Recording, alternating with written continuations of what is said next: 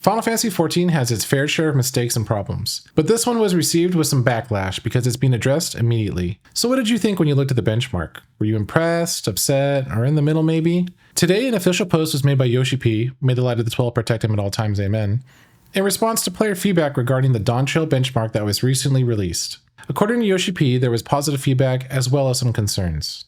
First up is the character creation system in the benchmark. Yoshi explains that the character creation system was created over 10 years ago and that there were certain aspects or elements that were used at the time. That same system has been in use and wasn't changed when it came to the character creation environment. Yoshi clearly states that the environment should have been updated but wasn't, as they were prioritizing the development of Dawntrail and working on the graphics for the actual game. However, he does give some good news and say that they are currently expediting a rework that will be in the benchmark and actual game. And once that is completed, they will be replacing the current benchmark.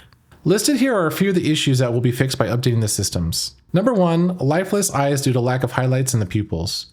Number 2, facial contours appearing flattened due to incorrect lighting conditions caused by backlighting. And number 3, a lack of gloss or excessive appearance of gloss due to character creation exclusive weather conditions, i.e. the use of thunderclouds. Yoshi does ask for the community's patience while they address that fix. The second major issues are related to certain data and processes. Yoshi states that there are a number of issues that arose from modifying enormous amounts of data. Yoshi also apologizes, and I quote, "I sincerely apologize for the inconvenience these issues have caused." He does reassure us that they are being addressed, and when fixed, will take care of the following issues found. Number 1, an issue with unimplemented high-resolution textures, including those for certain playable races. Number 2, an issue pertaining to special data processes. Number 3, an issue with necklines for playable races under certain circumstances. And number 4, an issue with uncorrected scaling for the mouth of certain playable races.